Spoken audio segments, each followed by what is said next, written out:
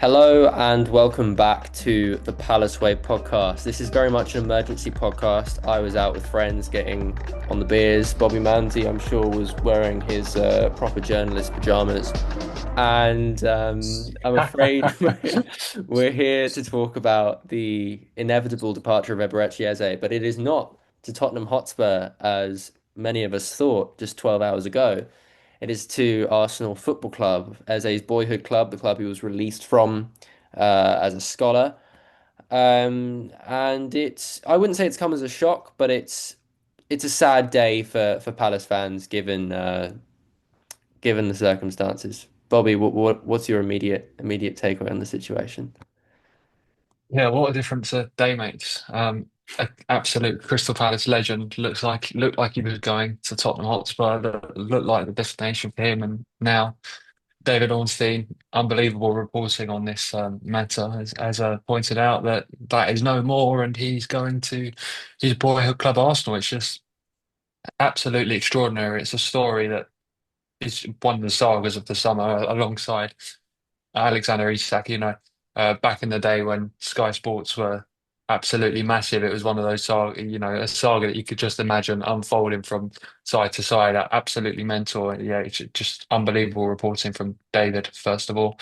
And a massive move for Eberechi Eze, a great move financially for Crystal Palace Football Club. And maybe some people will be slightly disappointed to see him go to Arsenal because you would think maybe he'd be a bit more loved as such at Spurs, and there may be a better move there for him as such. But for Ebbs personally, Arsenal, his boyhood club, and a massive story. And the fee of around £68 million reported, 60 million up front, around 8 million in add-ons, I think is what Ed Aarons and others have said. I think that seems like a win-win for both clubs. Arsenal have got their man. We've gotten the basically the money we would have gotten if they paid the release clause a couple of months ago. I think it hurts that we couldn't sell him sooner as to take advantage of the greater choice we would have had at the market at that time. But at the end of the day, it's a lot of profit, of which I think what 15% goes to QPR, but still a substantial fee for Palace for cash to spend with, PSR, FFP, all of the ridiculous things you have to worry about in modern day football. But on the whole, I think it's a very fair deal for us. Yeah, absolutely. I think it's great business from Palace. Ultimately, I think it's quite clear that everyone now knows Palace needed to find a sell this summer to be active in the transfer market. Oliver Glasner obviously wants to strengthen the Palace squad to compete on four fronts this season. So there needs to be an incoming of cash flow from somewhere, and Ebbs leaving does give you that. Look, I think Eberechi Eze is probably one of the greatest players to ever play for the football club. Certainly, in my view, the most iconic, because that day at Wembley alone, winning Crystal Palace their first ever major trophy, just cemented that legacy, as it were. However, I don't think he is irreplaceable in the Palace system. I think what he does is magical. I think he's very unique in the kind of player he is. However, if you think of it of a pure system kind of system matter, if you like, Oliver Glasner gets frustrated with Ebb sometimes with the way he slows play down. So if you can replace him for a more direct player there, maybe it could be a bit more coherent in times on the attack. However, what I do worry is that Eberechi Eze is such a provider of goals for Crystal Palace that when he does slow plays down, just replacing that with someone more direct isn't going to replace the goals and the contributions he has in a Palace shirt. So I do worry in that sense that maybe it will be a struggle to replace those goals and assists that he provides. Yeah, and he is such a supplier of goals and assists. And I'm slightly concerned that the players we're being linked with in recent days don't necessarily have what it takes to replace those numbers. And I'm not sure without bolstering or improving the rest of the starting 11 where the shortfall will be made up. We've heard about Bilal El Khanous, who obviously is a very talented young player, 2 goals, 3 assists in a full season at Leicester last year. Jonathan Rowe, 3 goals for Marseille. I don't think those players are going to come in and come anywhere close to what Eberechi Eze was doing. And look, we all said the same thing about Ismail Assar after Michael Olise. And no, he didn't match his numbers on a per 90 basis, but he did a damn good job. And that's another player coming from Marseille. So you can't claim to know everything, but I also think it's relatively fair to say no one's going to replace Eze, but this isn't the caliber of footballer that is necessarily best for Oliver Glasner's system. If you're looking to move on from someone like Eze, Elkanous similarly likes to slow play down. He's a bit more tricky. I think he has a lot to learn. And Jonathan Rowe has just had a falling out at Marseille in which he slapped a player on his team, which I don't think is a major selling point of someone if you're looking to hire them. So you've got that to keep in mind.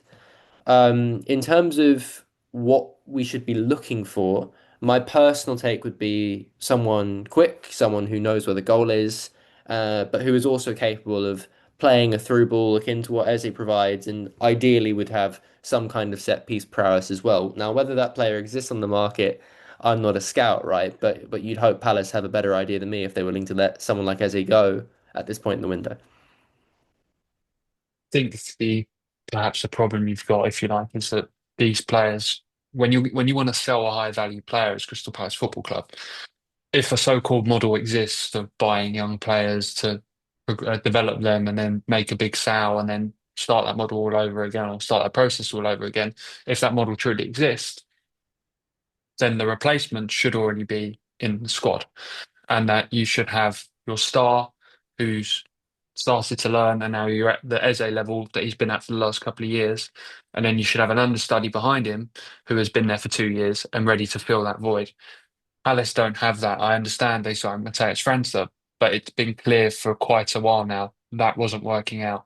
So Palace had to be more intelligent in the market. And I understand it comes down to budget, but Palace had to be more intelligent in the market and try and fill that void. They then signed Roman Esse in January, but Roman Esse was never going to be ready to fill the shoes of Eberechi Eze. If you knew Eberechi was going to go this summer, which you didn't know he needed to be sold, otherwise you'd get into the same situation you got with Mark this summer. Next summer, Palace had to be more clever with the business they've done, and they really sold themselves short. And they've now got themselves into a position where they're probably going to have to sign two younger attackers in the last, well, 12 days in the window that we've got now, who probably aren't quite ready to start in the Premier League and fill the void that is going to be left by Eberechi Eze. If you look at El Kanous as the prime target, if you like, as he's been brandished, he's got, as I think you rightfully point out, he's quite raw. He's got a lot to learn and he's not going to replace what Eberechi offers to Crystal Palace. So Palace now look, although they might strengthen the squad and have a stronger squad on paper, so they might have a couple of new centre backs come in, they might have a new midfield player come in. Ultimately, where it matters, the front end of the pitch, Palace are going to be considerably weaker and hindered unless they find someone in these last 12 days anywhere near the quality of Eberechi Eze. That player doesn't exist, in my opinion. And, we can talk about El Kanous being the priority target, whatever, but we know that wasn't the case. We looked at Evan Yeah, Gessan, missed out on him, yeah. and that's cost us. If we'd signed that player now, and now it's just one player you're looking to replace Eze with, you have someone already embedded who's maybe done a bit of a pre-season, whatever else. That puts us in a much more comfortable position. And we should have known Eze was leaving. We should have known we needed to sell Eze due to the financial forecasting that we would have based off the payments we'd have to make this summer, the sales we hadn't made, the fee we paid for Esse in January. We should have been all over this, and I'm concerned by how long it's taken. Obviously, sometimes things don't go your way. Liverpool and Marc Guéhi, there was a saga. Spurs didn't want to meet us, and it's only taken an injury to Kai Havertz to get this seemingly over the line. But you need to know who you're going for. And if you're going to do the waiting game, you need to know that they're going to wait for you. I fear that losing Dougie Freedman has maybe been one of the reasons why that strategy hasn't played out as it has in the past, where we've maybe had a convincer in Dougie to let us pull off the sort of wait till the price or time is right approach. In his absence, maybe that's less applicable and therefore players are less willing to wait, but that's solely speculation on my part. Um, in terms of El Canus, I think my main concern is he necessarily a Glasner player? If we're signing him, are we preparing for a post-Glasner world? Like he doesn't feel like he's a um Glasner system fit. And obviously you maybe don't want a Sar on both sides, but you do want someone who is stronger in those transitions than Eze was at the very least, because you're not going to be able to match him on technical ability. So you've got to, get as close as you can on the other way and fit to get as much impact as you can out of a player for the right price. Yeah, so I think you raise a good point about Dougie leaving the football club, certainly with the way Palace have acted in the market and not having the figurehead there to deal with that as such. Obviously, you've got Ian Mooney and Ben Stevens there. and who have been at the club already. But ultimately, if you're relying on, of course, there's room for opportunism and pragmatism in the market. But if you're relying on that solely to do your transfer business, then you've got an issue. Like the target should be predetermined. You should have a rough idea what you're going to do in a summer transfer window. I understand that Steve Parish likes to wait until the final 2 weeks of the transfer window to do most of the business where Palace are going to spend money, because he believes that there's better value to be found in the market.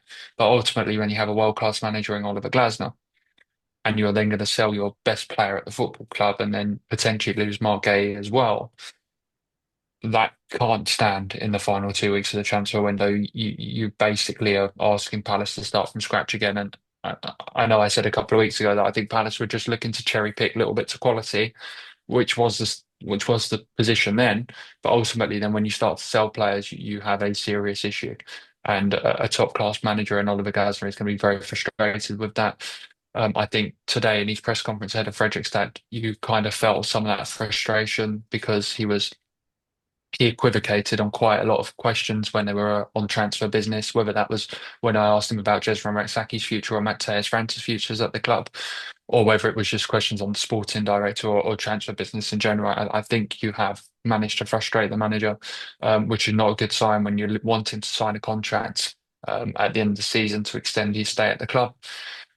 Look, I'm not saying it's all doom and gloom. I think Palace can get themselves out of this. It's just going to be a big rush to the finish line on deadline day now, whereby they're going to need at least 5 players, and that's presuming that Marc Guéhi doesn't leave the football club. And in what positions would you think those players would be? Well, I think they need 2 players in the forward line, with Eberechi Eze leaving. I think they need a central midfielder. I think they need a centre back, and ultimately, I'm not quite convinced. I mentioned it on our previous recording, that Caleb is now the deputy right wing back. So potentially they need to look at bringing a right wing back into the football club as well. So they've left themselves with a hell of a lot of business to do, um, which is a worrying position to be in. I guess my main question is, sure, you can find value later in the window on a per deal basis, but surely that strategy is more likely to work when you're looking for a lower overall quality, because the later you get in the window, but just by definition of how transfer windows work, the smaller pool of players you're working with, and by extension, the quality you can find. And now that we've gone from being a sort of lower mid-table team to a team in a European competition, cup winners, however you want to frame it, that surely can't stand anymore as a successful strategy for the level of our manager and the rest of our squad. Yeah, I would agree, but you can also counteract that, I guess, with Max Oxlade being signed on deadline day, last But summer. I So just there want is to jump in still on, I there just are. want to jump in on Lacroix, and that we've been speaking to him and Wolfsburg for up to 2 months before we signed him. It's a completely different situation Sure, to but there's what Palace has in. there's still a bit that you can still sign good players, at the end of the transfer window. Well, look, let's not act like Palace haven't been speaking to players for the last couple of months. Of course they have. It's how the transfer window works. You don't make a bid ultimately anymore unless you've had some indication from the player side that you'd be willing to join your football club. So yeah, let's not pretend that Palace haven't been talking to players. Of course they have been. I do kind of take your point that you are shrinking the pool of players if you act late in the transfer window. But ultimately, it's business Palace do a lot of the time anyways. Players, you're not going to attract a top class player necessarily straight to your football club. Sometimes you have to be creative and think, oh, where's this player not doing so well? And they probably have a better ceiling than what they're showing at their club. Or where can we unleash a talent that's not being utilised properly? And that is how Crystal Palace Football Club have operated a lot in their transfer business, as well as going for those kind of younger championship players and that.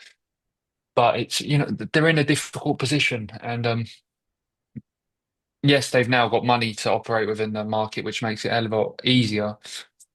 But the clock is ticking, and that's always an unideal place to be, especially when you are now playing Thursday, Sunday already, because you were kicked out of the Europa League, so you have to qualify for the Conference League. Now we look ahead to that game tomorrow, and I don't expect Palace to make many changes at all, 2 or 3 maximum, just on a couple of players that might not have their peak fitness, if you like, where they maybe come back later to the group, or have over exhorted in certain games. So maybe a couple of changes, but it won't be anything like wholesale. Palace's target is obviously to qualify for the league phase first and foremost, so they have to go full strength and try and get the tie over in one night. I'm not saying Fredrikstad are going to be an easy test at all, especially Palace first European game. So that is tough in itself. It's an occasion to live up to. Um, but yeah, Palace are in a difficult position now, and where they need these players to come into the football club pretty quickly to get them integrated for what is going to be a tough season on four fronts. And before we move on to Fredrikstad, I just have a couple of questions from our listeners. The first is outside of the players we've already mentioned, are there any other names you've heard in relation to players who could come in to replace or contribute to replacing Eberechi Eze? Not really that I want to get into too much. Look, I've been knocking on the door for a while. I would love to see Palace make a move for Jonathan Rowe. I think I think look, there's been situations with him arise at Marseille, which maybe have seen him tarnished as a bad character, if you like, with the incidents that have happened over the past few weeks. But I think there is a really good kid there, a grounded individual with a lot of quality. Um, he can be direct. He can play across the front three, and possibly off to Bologna now. But I think he would be a really good addition for that Crystal Palace front line. I'm not for 1 minute saying he should be the stars or he should walk in, but I think that's a really good option. I think he's cheaper than El Canus, because Marseille obviously looking to shift him. So I actually don't think that would be a bad option as one of the two to fit the jigsaw. I've reported that Palace are in for Hwang Hee-chan, which I would understand would be a loan move, completely separate from any Eberechi Eze replacement. This is exclusively to provide cover for Eddie Nketiah, who could face up to 3 months out on the sidelines. It's an initial 2 month injury period, as we understand it, but Oliver Glasner believes that it will be at least 3 months until he's seen back competing for spots in the squad, just because he didn't have a proper pre-season. He was injured for most of that, so it's going to take him a while to get him up to scratch. Well, And Hwang Hee-chan going into the European campaign would offer Palace some extra depth, some cover for Jean-Philippe Mateta, and would also enable Palace to move Odsonne on without worrying about not having a striker as backup in case Jean-Philippe Mateta were to pick up an injury. I think that would be a really good addition, actually. Might be an unpopular opinion, but he's shown at Wolves, was it 13 goals he scored the season before last? He's shown that he can score goals in England. Maybe a bit of mismanagement. Oliver Glasner will be aware of him from his time in Germany. I don't believe they ever worked together, but he would have seen him. He would have come up against him. So he would be aware of the kind of player he is. And ultimately, if you see with Jean-Philippe Mateta, um, rarely score goals in a Crystal Palace shirt before Oliver Glasner comes to the football club, and then he's just transformed him into an absolute beast. So although Wang Hee-chan has been dormant over the last year or so, Oliver Glasner is a ultimate man manager who can get the best out of any player. yeah, I think the loan signing of Hwang is a great example of a pragmatic or shrewd signing that we need to make in the circumstance. I think a lot of fans will probably struggle with the fact that the window so far has been a lot of circumstance, shrewd, and pragmatic signings, and there's been an absence of anyone particularly maybe exciting, if you want to use that term. Uh, it needs to happen now that we're effectively going to lose Eberechi Eze, and I think we need numbers at the back and in midfield as well, and potentially even right wing back, as you mentioned with Caleb. The last question before we move into covering the first game of our European campaign, hopefully not the last fixture, is where does Eberechi Eze's transfer to Arsenal leave Marc Guéhi and any sort of potential suitors there? You've heard Lloyd Kelly's name bandied about. You've heard Thiago Jallo. What's the latest there? Well, my reporting all summer has been that Palace are interested in Thiago Dallo. Um, Likely to be a loan move, but with his contract situation, probably have to sign contract before moving out on loan anywhere. So you've got that. Um, Obviously, Diomande is of interest as well, but 40 million price tag on a centre back when you've got so much else to do in the market could be problematic. Let's wait and see how that pans out. However, to sign Diomande for sure. That would require Marc Guéhi to leave the football club. Now, as I see it at the moment, and let me just stress this is not like a message I'm being told to put out. It's not something I've necessarily sourced completely to say it, but in my opinion and my take on it is that I I think Marc Guéhi will be a Crystal Palace player come the end of the transfer window. Now that's not to say that, if Liverpool come in with 45 million pound or 40 million pound, I think Palace's hand is forced um, into selling him.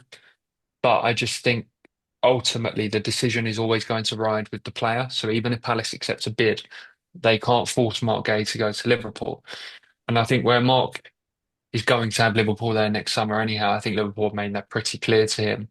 If he can take the signing on fee for himself, guarantee another year of starting every week in the Premier League, um, in a World Cup year where it's not guaranteed that he will be England's starting centre back, I just think the wise career move for him is not to take the risk and go to Liverpool and potentially end up on the bench. I know Konate didn't have a great start to the Premier League season.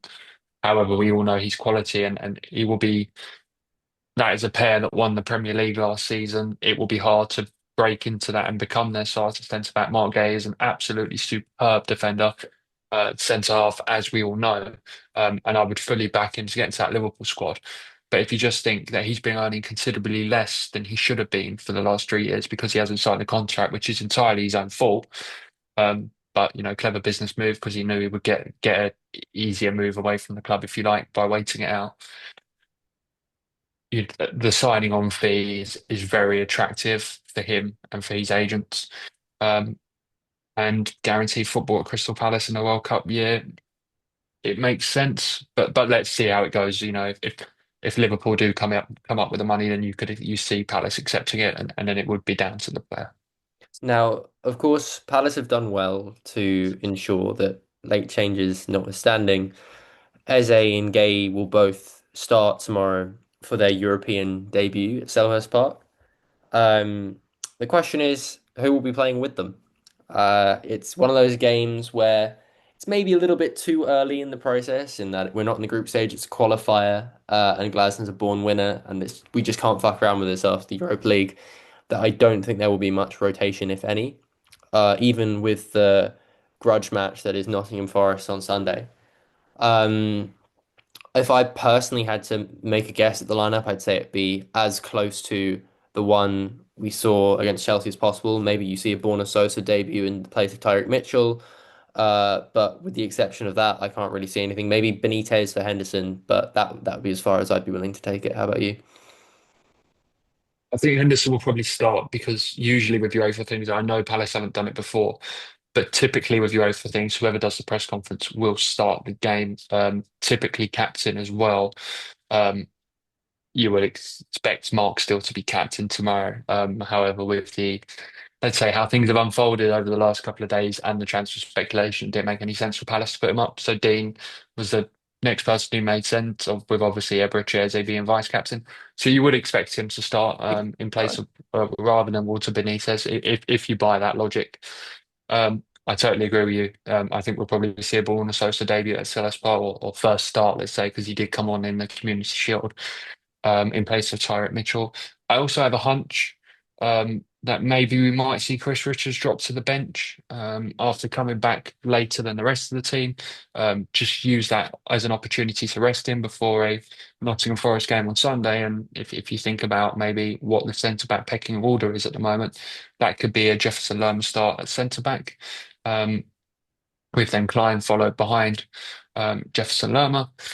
So yeah, I think it would be pretty similar to the 11s we've seen so far. I would say Henderson in goal, Sosa, Guéhi, Lacroix, Lerma, and Munoz, with a Hughes and Water midfield.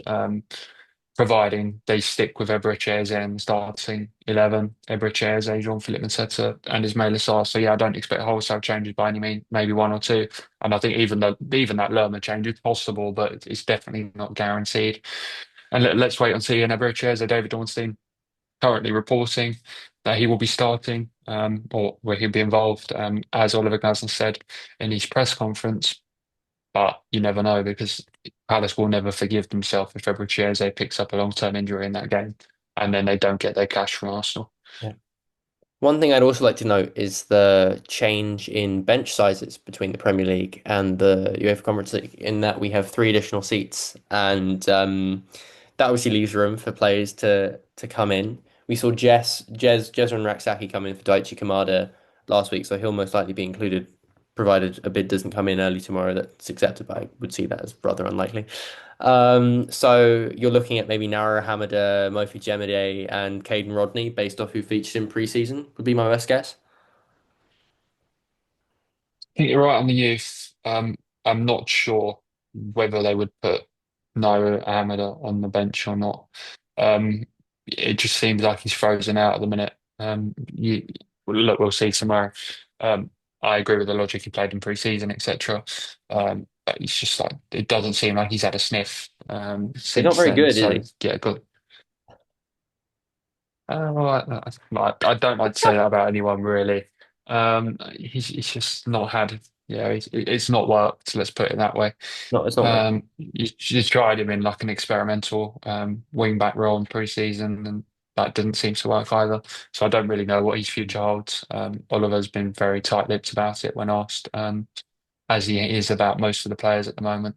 We asked him whether Matheus França would be allowed out on loan in the press conference ahead of Fredrikstad, and he basically gave an elongated answer that it's not for him to comment on rumours, even though the question was, would he be open to going out on loan rather than is he going out on loan?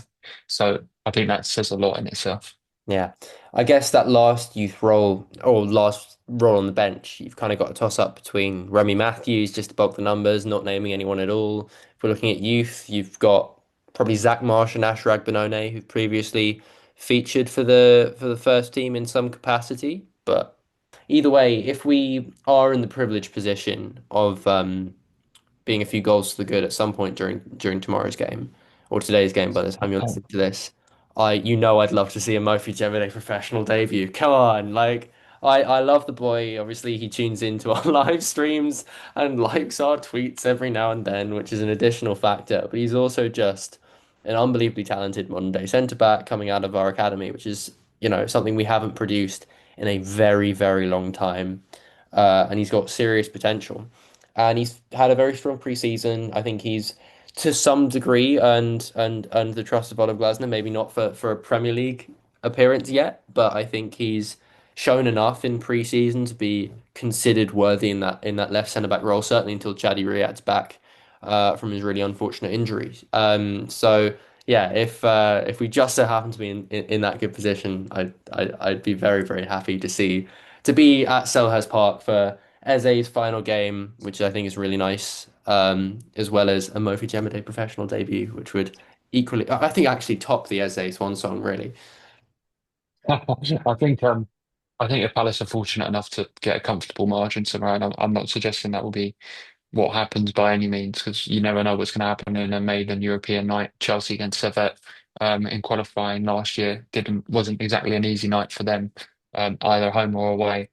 But if Palace were fortunate enough to get a nice cushion, I think maybe we'd be more likely to see some academy debuts in the away leg out in Norway next week. Yeah, I think that would be really nice. Maybe you see a start for one of them. Maybe that's better. I guess Mark will probably have a bit more to worry about next week as well, given the proximity to the end of the window. But as we've discussed, that all remains to be And as well, that if they are fortunate enough to win, I don't want to keep saying this, but you're looking ahead then to the next Premier League game, aren't you? You know, you've got Villa at 7 o'clock on Sunday, and you just be more sensible with the way you pick the squad. But look, Oliver said it in his press conference today. He expects Fredrikstad to be a test for the group. They're really well disciplined, and they're a side that sit back and make games difficult. and midway through the So they season. will be difficult.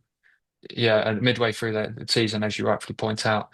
So yeah, I don't think it'll be entirely easy. Palace sometimes can struggle to break teams down when they sit back. So yeah, it's going to be it's interesting as well, isn't it? Because in the Premier League, you never really say that Palace are red hot favourites in a game. Um, it doesn't really happen like that in the Premier League. Obviously, when you face teams above you, you're never going to be your favourites, and the teams below you. it's a really competitive league, right? And I think it's what I'm trying to say. You never really know what you're going to get. Whereas Palace go into a game tomorrow and next week, a tie, if you like, where they are expected to win, red hot favourites. The odds you will get for a Fredrikstad win will be absolutely ridiculous. So I think psychologically there's something different there for Palace as well, because normally they're playing the teams who are probably slightly regarded a bit better than them, and they go and put in great performances and get great results, and they're always the underdog punching up. Whereas now they've got a team punching up to them, and I think that's an interesting dynamic. I just so happen to have a bit of nerves about me when it comes to an early season Glasner side trying to break down a low block at Selhurst Park after Yeah. last year. I think that's quite But a look, promising prospect. I think it would be if Palace managed to go out to Fredrikstad, then I think it would be quite an embarrassing result for English football, considering their record transfer fee is no more than 900,000 euros. I think the guy in the press conference today, the Norwegian journalist, asked Oliver Glasner a question, and he said that their turnover last year was 8 million euros. Palace spent More than what, our four budget times this more than year. that? Okay. Palace spent 4 times more than that on Eddie Nketiah last season. So yeah, it's a real David versus Goliath, and it's very bizarre to be having a David versus Goliath where Palace are the David, especially in a European competition. If you would have said this 12 months ago, I think a lot of people would have been laughing. Yeah. Well, I'll just very quickly get this from you. What's your prediction for the score just in tomorrow's fixture? Oh well, look, I think we mentioned the low block stuff. So it could be a difficult game as such. Um, but look, I'm gonna go against everything I've been saying about being measured and say a nice 4-0 win for Crystal Palace and wrap it all up on night one and make everyone's trip to Norway pointless and just a nice one to enjoy rather than going there with any stress next Thursday. God knows I'd do anything for that. Well, look, Bobby, thank you very much for coming on the podcast yet again. I think we've started the season very strongly, and a lot of that is thanks to you. Thank you as well to those who've tuned in, whether that be on YouTube or on Spotify, Apple Podcasts, and whatever else. It's always a privilege to host these podcasts. As mentioned before, this one was very much an emergency one, but we hope you appreciate it nonetheless. Just a quick plug from me before I say goodbye. We have now opened our shop on the Palace Way website. So if you go to thepalaceway.com/shop, you have some very nicely designed t-shirts and hoodies at some very reasonable prices, given how good the quality is, and most importantly, free shipping to anywhere within the UK. But we also ship to the US as well. With that said, thank you very much for tuning into this emergency episode of the Palace Way podcast. Let's hope we can get a result against Fredrikstad and earn our place in the group stage of the UEFA Conference League. League phase.